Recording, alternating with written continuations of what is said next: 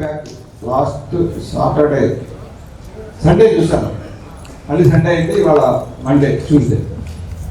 అప్పుడు ఎక్కడైతే నేను కంట్లోంచి నీళ్ళు వచ్చినాయో అదే ప్లేస్లో ఇక్కడ ఇవాళ కూడా అదే ప్లేస్లో కంట్లోంచి నీళ్ళు వచ్చినాయి. అంటే నా స్పందన మారలేదు, ఈ నాటకంలో ఉన్న ఆ రసానుభూతి మారలేదు. చాలా అద్భుతంగా ఉంది. ఇంతకుముందే నేను చెప్పాను, చీకట్లో చాలా విషయాలు చెప్పేశాను. మళ్ళీ రిపీట్ అంటే రచయితగా ఆవిడకి అంటే ఒక రచయితగా ఎన్ని మార్కులు వేస్తారు, ఒక ఆర్టిస్ట్గా ఎన్ని మార్కులు వేస్తారు అంటే నేను చెప్పలేను. 90 మార్కులు వేస్తాను రెండింటికి. అంత అద్భుతంగా చేస్తుంది. ఈ నాటక పేరు అమ్మ చెప్పిన బొమ్మ. నేనేమంటానంటే అమ్మ చెక్కిన బొమ్మ. సార్ బ్రహ్మరాత రాసి మనకి పంపిస్తారు, కానీ అలా బ్రహ్మనాథను కూడా మార్చి రాసిన అమ్మ రాత ఇది. అతను నుదుటి మీద. ఎందుకంటే సమస్యలు అందరికీ వస్తాయి, అన్ని సందర్భాల్లో సమస్యలు వస్తాయి.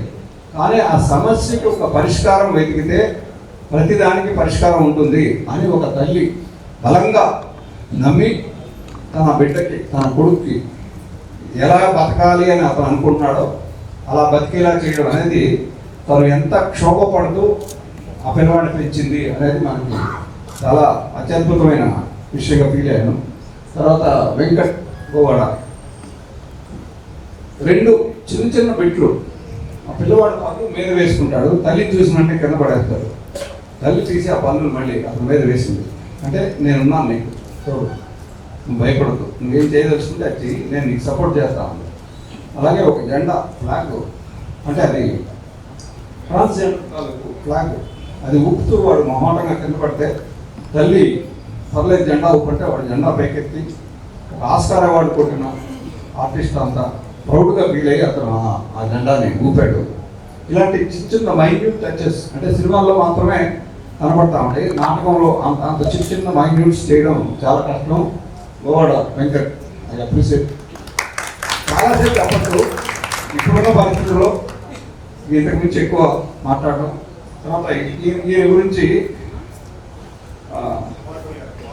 అనంతవరానికి వరమైన నాటకాన్ని పోషించే మనిషి కావాలి. నాటకాలు వేసేవాళ్ళు చాలామంది వస్తారు, రాసేవాళ్ళు వస్తారు. నాటకాన్ని పోషించేవాళ్ళు, నాటకాన్ని బతికించేవాళ్ళు చాలా అవసరం సొసైటీకి. ఆయన ఇంకో మాట చెప్పారు, నాటకం కారణంగా డబ్బు సంపాదించుకుని దాన్నే జీవనభృతిగా పెంచుకునే ప్రయత్నం మనం చేస్తే బాగుంటుంది. నా సపోర్ట్ ఎంతైనా చేస్తా అన్నారు. అది చాలా అభినందించదగ్గ విషయం. మీరు నాకు మంచి మిత్రులు. 2 పరిషత్తులుగా నన్ను పిలుస్తున్నట్టు నేను రావట్లేదు. మొన్న ఆయన నాకు ఒక వార్నింగ్ ఇచ్చారు, మన ఇద్దరు మళ్ళీ మాట్లాడుకోవాలంటే మీరు మాట్లాడారు.